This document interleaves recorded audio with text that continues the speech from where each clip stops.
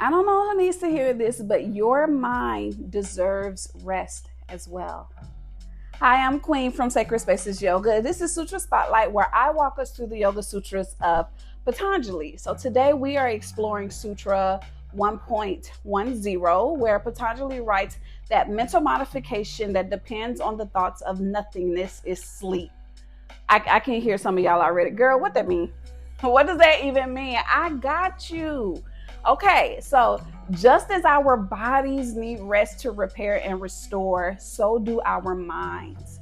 We can lie down for 8 hours and wake up with a body that feels refreshed while our mind still feels exhausted. Have you ever had one of those nights where your body was in bed, but your mind was replaying conversation and solving tomorrow's problems? Just me? That's fine. Your body may have rested, but your mind never truly did.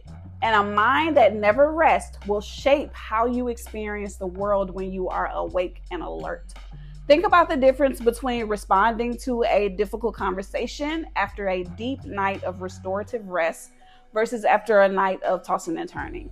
The conversations may be exactly the same, but you, my friend, were not.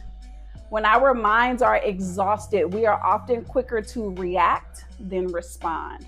We're more likely to assume instead of ask, to take things personally, to jump to conclusions, to interpret situations through the lens of stress instead of clarity. You get my point here? Listen, because I'm speaking from experience. Now, a rested mind, that doesn't make us perfect, because we can never be that. But it does give us more capacity, more patience, more discernment, more space between what happened and how we choose to respond. So what if before we close our eyes, we gave ourselves or our minds the permissions to let go? That can look like some few slow breaths, a brain dump, or journaling, or prayer. Whatever the practice is, the invitation is the same: to create space for the mind to soften. Because when we approach rest with intention, sleep becomes more than recovery. It becomes this sacred restoration.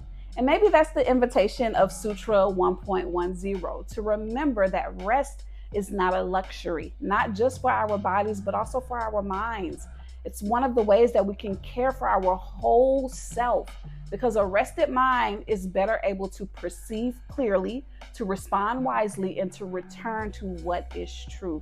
Sutra 1.10, the mental modification which depends on thoughts of nothingness, is sleep.